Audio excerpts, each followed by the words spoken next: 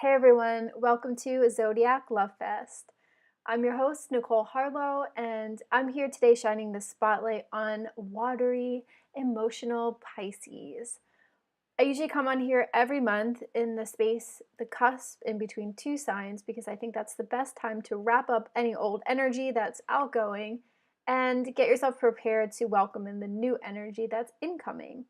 And in this little video and tutorial conversation, shall we say, I really like to go over some tips, so how you can wrap up the old energy, and then also some things to look forward to over the next month. So right now we are in that transitory phase this week in between Aquarius and Pisces. So we're moving from Aquarius, which is this airy, unique, vibrant, intellectual, activist, community oriented sign. And we're taking that and we're bringing it right down inside into the watery depths of our emotions with Pisces. So we kind of go from Aquarius, which is more outward focused, into Pisces, which is a water sign and is going to bring us right inside in a kind of introspective way. So it's important to kind of consciously embrace this transitory phase and really wrap up any last Aquarius business that's kind of outstanding, and then prepare yourself to move into Pisces. And really, with the energy of the zodiac signs, it doesn't really matter whether your sun sign is a Pisces, or maybe you have no Pisces and they're like me. I have almost no Pisces on my natal chart. You can hardly find Pisces on there.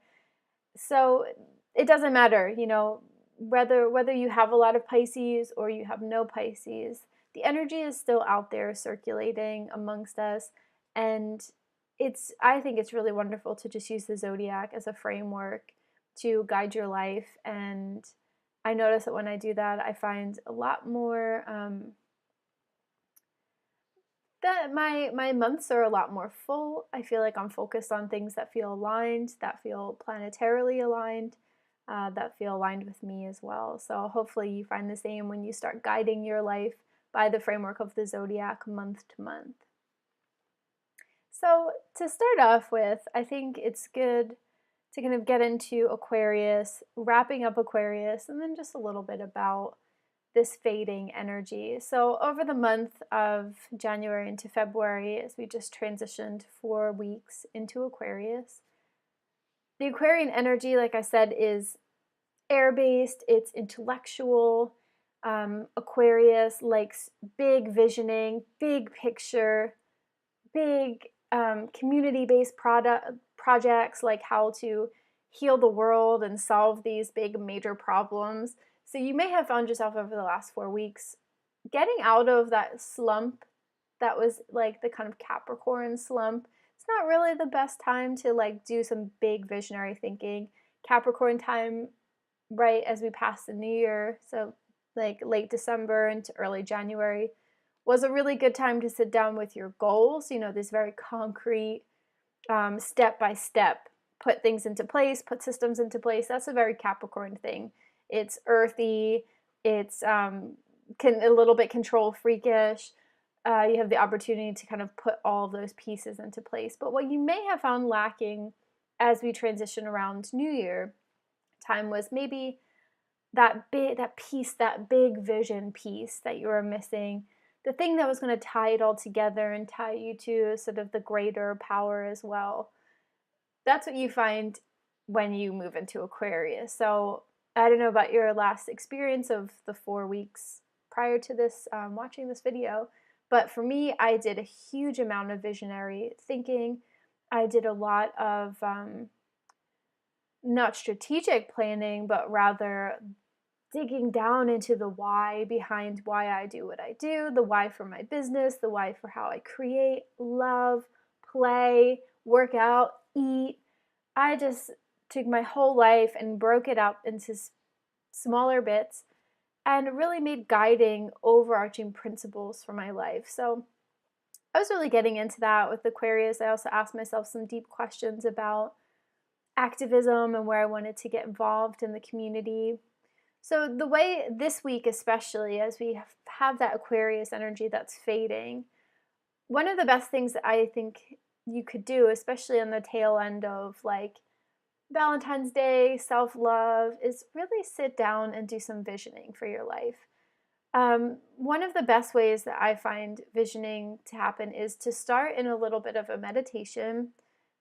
No specific meditation. Actually, I think it's best if you don't even follow a guided meditation, but rather just either sitting in silence.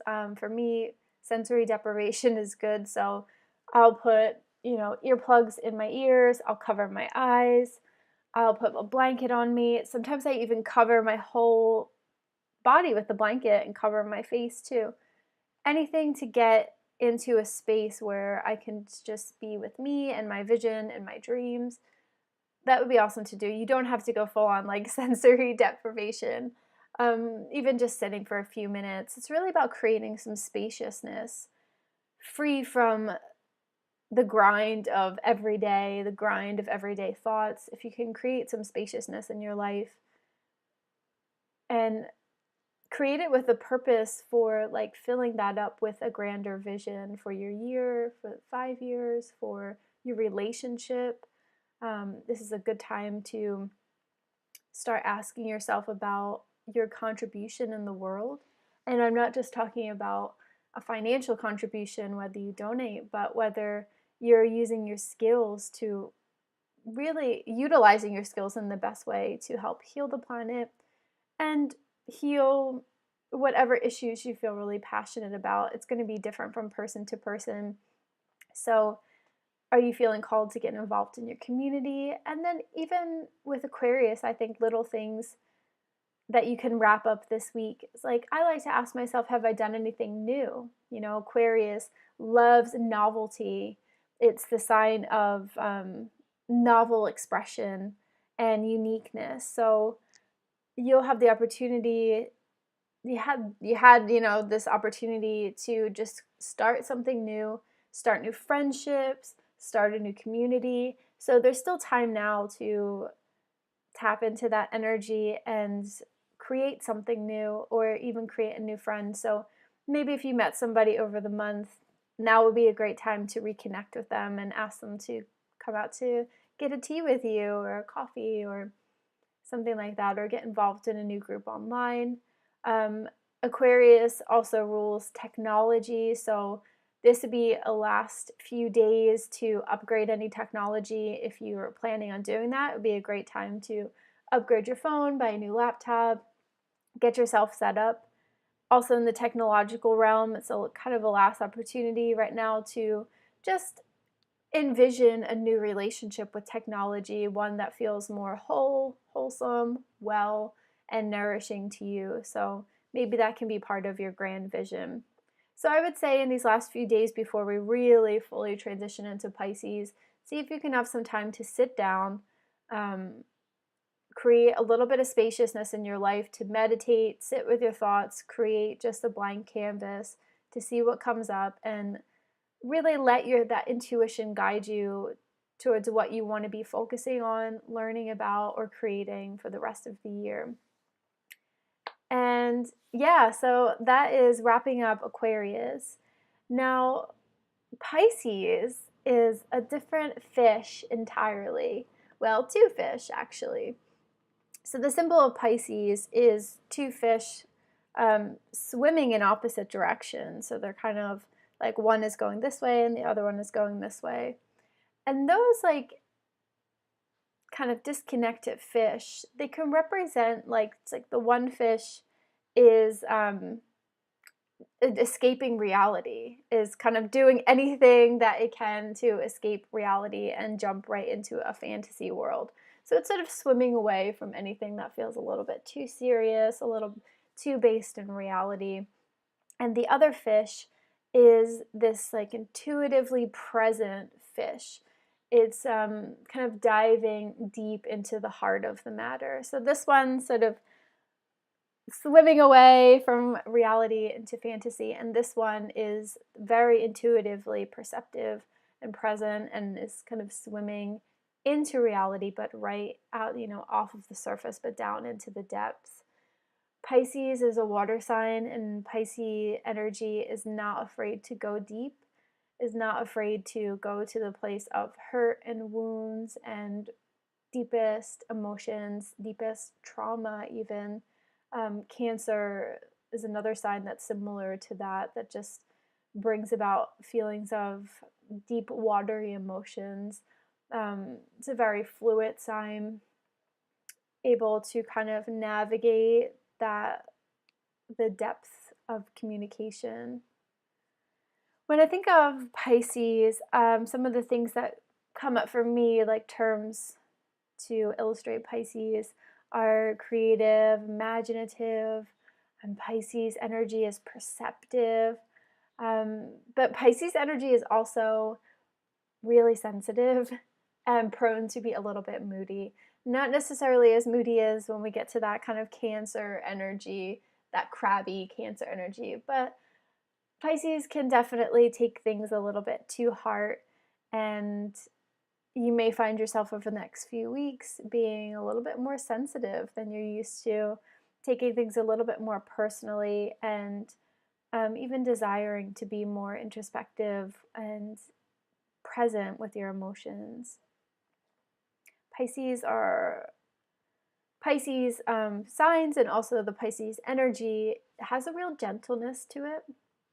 It has a real introspection to it, and it also has a great deal of trust. So it inspires us to trust our bodies more, to trust our relationships, to trust universal energy, source energy, whatever you feel connected to as your higher power, or maybe your higher power is your deepest intuition, your deepest place of knowing. But Pisces is going to ask us to really trust ourselves.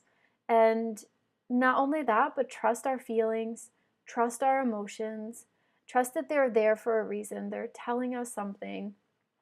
And I guess one of the best ways to describe this energy is to really feel your feelings, to not be afraid of your feelings, to not stop the flow. You feel that, oh, that energy's coming, or like, oh, I'm gonna cry, and you feel it bubbling up, and you're just like, you put the stopper on it. You're like, no, I cannot do this. I'm not gonna cry. I'm not gonna have this emotion. I'm gonna suck it up and swallow it back. And Pisces is like, no, let it out, let it flow, let it all be watery. So Pisces is going to ask us, when we feel our feelings this month, to allow them to run their full and natural course rather than stopping the flow. That's going to be unique to everyone. I don't know how you experience emotions specifically. You don't know how I experience them specifically. But I think that this takes a little bit of intuition and trust to say, yeah, this needs to come out. I need this catharsis. I will feel better at the end of this by letting it all out. And that's the way that we heal, whether it's small traumas, whether it's, just a little bit of frustration in the day. Feelings are there to be felt. They're emotional and physical responses. And we don't do our body any justice or any good by stopping the flow and not allowing it to move its full course. So me and Pisces will ask you this month to really feel your feelings and have that as one of your core motivations and intentions for the month. Feeling feelings. It's easier said than done, but it's definitely my intention too. Like I said, I have almost no Pisces on my chart, so I have mostly Gemini, Sagittarius, so lots of fire, lots of air, lots of a mixture of intellectualism, love of communication, and kind of quick-witted mind, or loving science, loving logic. And then the Sagittarian, love of travel, and just love of like getting shit done. So the ideas come over here, and then with the fire energy, it's practical, it's putting it out there into the world. When we get to the water signs, I have to say I get a little bit like feeling feelings, talking about feelings and emotions. As much as I love it, there is not much Pisces in me to connect with the deeply sensitive nature. I tend to think my feelings rather than feel my feelings. So it's a good reminder for me too to let those things run their course, run their physical course rather than over intellectualizing what I'm feeling. Oh, this is blah blah blah blah blah because da da da da happened. Um, Rather, getting down into the body and saying, my stomach feels a little bit tight when I hear that, and allowing that to just kind of run its full course. So that's a little overview about Pisces. And what I like to do at this point, it's a little bit sometimes silly, sometimes fun, sometimes serious, but just go through 10 things that I think would be fun, awesome, or just really aligned with Pisces energy that you could do this month. So 10 mindset shifts or actual practical things to do, ways to focus on your work, etc. So I'll just jump right in with number one, just all things water. Pisces, two fish, loves water, loves swimming. Get in the best would be to get in the sea. If you can't get in the sea, then maybe the next best thing, get to the swimming pool, indoor swimming pool if it's winter where you are. Outside, if you're lucky enough to kind of get in an outside pool. Go to the spa, get in the hot tub, get in the steam room, get in the shower. And since Pisces loves water so much, why not get one of those water notepads, aqua notes I think they're called, and write down your notes in the shower. When you have these like brilliant ideas that come up invariably when you're sitting there relaxing in the shower, get notes in the shower, write it down when you have something that comes up. The other thing I think would be awesome combined with Pisces and water is go to a flotation tank. Now, if you feel a little bit claustrophobic about that idea, I get it. I was claustrophobic too. I was really scared the first time I went to a flotation tank. I thought I was going to freak out. What I did was when I went in the tank, I didn't close the door all the way at first until I let myself settle in. And then there was a few times my first time when I felt a little bit like, oh my God, I'm here in the tank. I felt a little bit freaking out. And what I did is you just open the door. You just slide the door open or lift it up, depending on how it is. It opens up really easily. You let that air in and you just remind yourself that you're safe and you're just in a flotation tank. And the people who work there are just right on the other side. It's no big deal. So, that's just like a little bit of advice if you feel like, no, I couldn't do that. Because for me, the benefits far outweighed feeling a little bit claustrophobic and a little bit nervous to do it. I love flotation tanks. Like I said, I like a little bit of sensory deprivation. I tend to be a bit hyperactive. So for me, anything that cuts down on the amount of stimulation that's around me, especially sensory stimulation, is a really good thing for my nervous system. It felt great. It feels great to spend an hour floating in water in the dark with you've got little wax earplugs in, so you can't really hear much. And you can feel the deceleration of your brain as the time goes by. It may ramp back up again, especially if you're like prone to have a little bit of anxiety. You may find yourself like thoughts are kind of spinning again. But when you quiet them down, they will start to slow, slow, slow. And then took me to a place that I don't even really get to in meditation. It took me into a place where I genuinely felt like I was floating and I was in my body, but also could have been in space. It's really trippy. That's been my experience with it. I don't know what yours is, but I think it would be a really awesome thing to do during this Pisces energy. Get yourself in a flotation tank because Pisces also loves solitude, introspection, sitting quietly with your thoughts. And if you can't get in a flotation tank, I would definitely recommend finding some ways this month to bring a little bit more solitude into your life. Even if it just means taking a drive by yourself with your favorite music, alone with your thoughts, It doesn't have to be a full day retreat somewhere, but just getting a few minutes, 20 minutes even, to just be you and your thoughts and your emotions and your Pisces sensitive nature. So, number 2 is film. Film is like Pisces. Film, when you think of film stock, like I'm not talking about digital movies, but like proper film, it's delicate, it's sensitive to light. It's kind of easily, like, you get little aberrations in it. You have to be really protective when you're working with film. And so I think from like a physical standpoint, as in like if you have a film camera, taking it out and practicing some photography, but the analog, like using the film and the camera, or going to a class where you can learn how to develop your own film in a dark room. That would be cool. And the like this film category encompasses watching really good films too. Stimulating your vision and stimulating your emotions, even if it's an artificial stimulation, which we'll get to on number 7. Any kind of catharsis is good, any kind of release of emotion. So maybe Pisces energy is the perfect time to watch that sad movie that you've been wanting to watch. That sad movie that makes you cry, or the one that's always kind of guaranteed to make you feel good or bad, or cry or laugh, but just feel some kind of emotional energy moving through your body. Number 3 is dancing.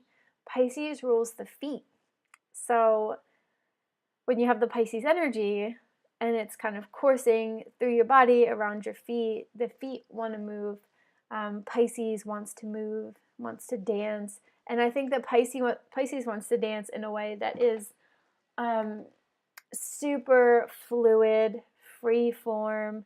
So it's probably not, you could still go to like a ballroom dancing class or something, and I think any kind of dancing is good, but I think the Pisces energy is perfect for like an ecstatic dancing class, or just putting music on in your headphones and just grooving and moving in whatever way feels good to your body. And because Pisces rules the feet, make sure you stamp it out and focus on just moving your feet too, and kind of massaging your feet as you dance, rather than just, it's quite typical to just like plant both of your feet in the floor and just kind of move your hips. But make sure, like, even like African dancing, just stomping your feet, jumping up and down, finding any way to like move that energy into your feet would be awesome. Number 4 is poetry. Pisces loves poetry. Pisces loves anything that's romantic and poetic. And I think this month is an awesome month to either read poetry or try your hand at writing. And if you used to write poetry and it's something that's kind of fallen by the wayside, then why not get back into it? And if you don't like poetry, then why not just some beautiful prose? Beautiful writing, something that evokes an emotion. Can you sense a trend here? All about evoking emotion. So poetry is a beautiful way to evoke emotion. It's such an evocative expression. It really can tickle your emotional taste buds. I love poetry. Some of my favorites are, I love Rumi, I love Hafiz, I love Mary Oliver as well. I just find her poems to be so sensual, so beautiful, but with like a kind of a tinge of melancholy to them as well, that I think just suits the Pisces energy so perfectly. Number 5 is forgiveness. Pisces is a great time to forgive someone who needs to be forgiven. And you may not be able to physically forgive them. It may just be something that happens in your head. It may be something that happens in a meditation. It may be something that happens in your journal. But find some space in your life to forgive someone that needs to be forgiven. And on the same token, Pisces is a great time to do like Justin Bieber and say sorry. Topical joke. This is the perfect time to say sorry to someone that you need to say sorry to. Like I said, you might not be able to say it physically, but get some peace by saying it through meditation, by doing a cord cutting ritual of kind of removing any negative attachments that you have to others, especially family and relationships. And forgive and say you're sorry. Two sides to the same coin and ruled by Pisces. Number 6 is energy healing, but really healing in general. So Pisces energy is very receptive to both receiving and giving healing. So this would be a great time to go to an energy worker, to start seeing a therapist, to even just get a massage, some kind of self-care energy work, get Reiki, go to a nutritionist. Like, you know, the depth of or the blueprint of what needs to get done in order for you to have an optimal life and optimal wellness, and that includes mental well-being and well-being in your relationships as well, well-being in your career. So take a few steps this month to proactively call in healing, the healing that you need from the practitioner that is the most aligned with you. And if you feel receptive to it, this would be also a great time to start learning a healing practice, because Pisces energy is compassionate and healing and generous and intuitive and perceptive and really just very sensitive and gentle. So this would be a great time to maybe start taking a massage therapy course, to go learn how to become a Reiki practitioner or a yoga therapist or a counselor or a coach or something that some kind of healing modality that allows you to put those skills into practice and to really cultivate the gentleness and generosity and compassion needed to be a healer. This is the perfect time to start and to do that. Number 7 is provoke catharsis. I think it's important, not all the time, but every once in a while, to provoke catharsis. And what I mean by that is find something to artificially create an emotional experience. I have certain albums that I listen to when I need a good cry, when it just feels like there's a well of emotion that's piling up. I can feel it in my chest. It wants to come out, but it's just kind of not coming out because things in my life are like pretty easygoing at the moment, and there's nothing that's so stressful that it's going to tip me over the edge. I know I need to provoke a catharsis. So there's a few albums, there's, like I said, there's a few films that I know are pretty guaranteed to make me cry. So I put them on in order to get a good cry, and at the end, I feel really wonderful. I feel like, you know, in a way, a deep orgasm could be a catharsis as well. It is that watery, the watery release, whether it's tears or whether it's sexual fluids, or whether it's even just sweating it out or getting in the water. It's something about the Pisces energy, like, which really conducive to that release, you know, the ecstasy that can come from the release of pent up and stored emotional residue that needs to be released. So I think provoking catharsis in the way that is the most predictable for you, whether that's a particular music album, whether it's a film, whether it's a kind of conversation or activity, something that can get the tears flowing and the sniffles and just allow it to kind of all come out so you can feel nice and clean and rejuvenated afterwards. Number 8 is sort of piggybacking off of that. It's therapeutic music. Pisces is also one of the rulers of the music world, and really gets into that sort of, because music is creative and emotional and it's fluid, and even thinking about the sound waves sort of reverberating and hitting our eardrums in such a way that it provokes some kind of emotion. I mean, I think music is just magical, And I think it's really underutilized as the therapeutic tool. When you think about playing your favorite song or even a song that you really don't like, you can sense that you get a really emotional response from that. I know that putting on some of my favorite songs, especially if they're upbeat, maybe it's like a little bit of Beyonce or maybe it's a little bit of Rihanna, or I tend to like favor like R&B or hip hop as my elevating music.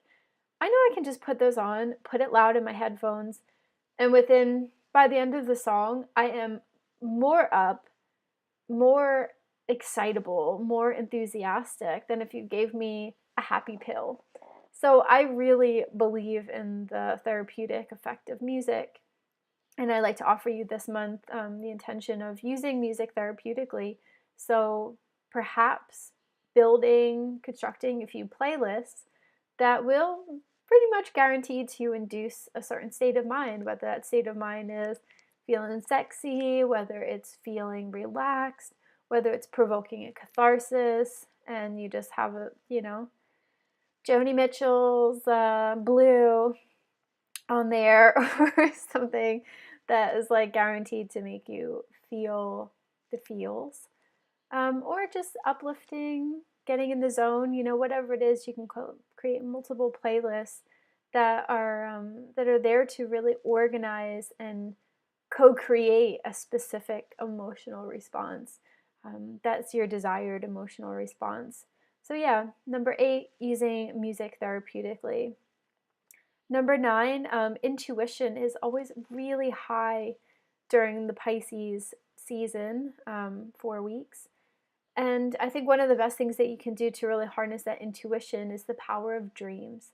And you can do this in 2 ways. The first, and use them co-currently. I mean, it's fine to use both of these at the same time. What I like to do is, especially during Pisces time, I like to ask my subconscious a question before I go to bed. The question could be like, what should I do about this situation?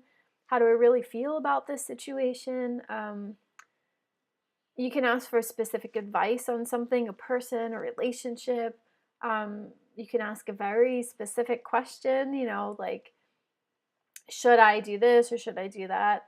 Almost like if you were reading tarot cards and you kind of put the question out there, or in a meditation. I think it's underutilized to ask specific questions of your dreams before you go to bed.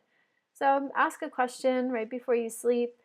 Go to sleep, and then in the morning, see if anything came up in your dreams that gives you some clarity around the question that you had. It may not always work, and you may not always remember. It could actually get answered in your dreams, but maybe that was one of your earlier dreams, and it just wasn't potent enough for you to remember it in the morning. So the second part of this is, the first part is asking before you go to bed. The second part is keeping a dream journal or any kind of journal next to your bed, because you know that your dreams fade almost as soon as you kind of step yourself into the real world. So if your partner starts talking to you, if the kids are crying or they need your help, or someone interrupts you in your sleep, almost immediately you'll forget the dreams. You have to really snatch them and pull them back, kind of lasso them back, and reconstruct the dream piece by piece, or tease out the most important parts. You need to do that almost immediately when you wake up. So you can't wait for an hour and then write it down in your journal. Make it a point to pick up the journal and start stream of consciousness writing whatever you remember from the dream the night before, and see what comes up. Try it for 4 weeks. Try it a few times a week, asking a question, writing down your dreams, and tapping into the gold mine of information that comes from our subconscious while we're sleeping. And we're almost at the end. Number 10 is old souls. Pisces is the last zodiac sign in the zodiac wheel. Aquarius is the baby. I mean, not Aquarius. Aries is the baby, which is coming up next. Pisces is the grandmother, grandfather. Pisces is the elder of the zodiac. So we're working with a bit of aging, older energy as we transit through this sign. And I think it would be an awesome time to really connect with elders, to connect with the older people in your life, for the wisdom that they have to offer, and for the beautiful connection that comes with connecting with someone who is an elder and is, yeah, wise and knowing and has some really great stories to tell. And more times than not, we'll really appreciate your connection, reaching out. So if you're not lucky enough to still have grandparents or even parents around, then maybe see what you can do voluntarily in your community with elders and old souls in our world, because it's really well known that our older populations, especially in the West and countries like America and England and Canada, and all across Europe, are not faring very well. Rates of depression are high, rates of kind of boredom and dissatisfaction with life, and just a general sort of feeling of malaise. And we have a baby boomer aging population that really needs our care, and not just our care, but our attention and our love. And I think, this, as Pisces is the elder of the group, I think it would be a great time to really connect with old wisdom, old souls, and the elders in our community. So, just to wrap up and go through all of those again one more time, we have number 1 is water, getting in water, surrounding yourself by water, doing some kind of watery activity. Number 2, film, either taking real pictures with real film or watching some of your favorite films. 3, dancing, especially free form, anything that moves the feet, stomping, jumping, giving your feet a bit of a massage, all awesome during Pisces. 4 is poetry, writing it or reading it. If you're not into poetry, maybe some beautiful prose that inspires you. 5, forgiveness and saying sorry. 6, energy healing or any kind of healing, receiving it and learning how to give it. 7, provoking catharsis, maybe artificial, but it's still good to get those tears and the water flowing from wherever. 8, therapeutic music, perhaps making playlists to artificially help organize and orchestrate an emotional response. 9 is keeping a dream journal and asking questions of your subconscious before you go to bed. And number 10 is connecting with old souls, wisdom, and the elders in the community. So there you have it. That is my top 10 things that you can do this month to really connect with the Pisces energy that is going to be surrounding us for the next 4 weeks. Make sure that you kind of wrap up any last minute Aquarian energy stuff, because you won't get that opportunity again until next year when we transition through Aquarius again.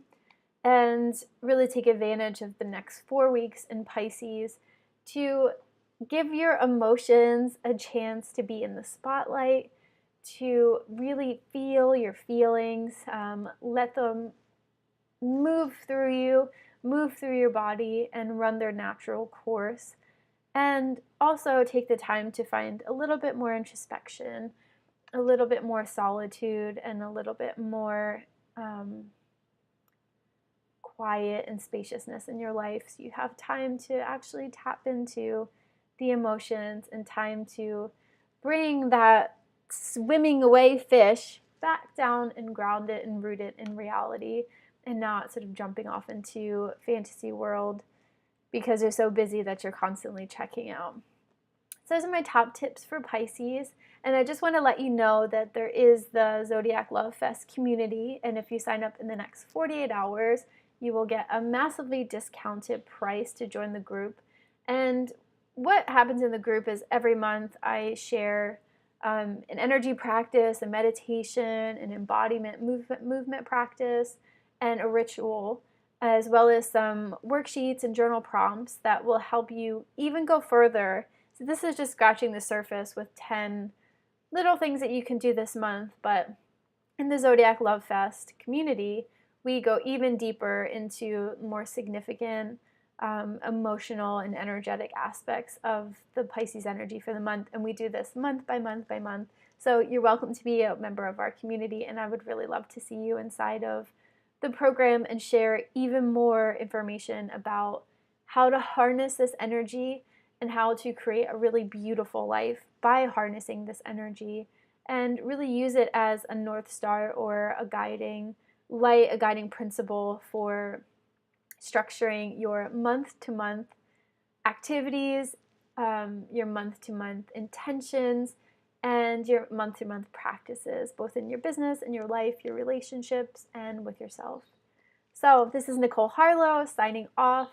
Can't wait to see you again next month when we'll be going from Pisces to the fiery Aries. So, I'll be back in a fire sign, a place where I feel very comfortable and just love it. I'm going to enjoy these next 4 weeks diving into the depths of watery Pisces. Big love, big kisses. Mwah. Bye.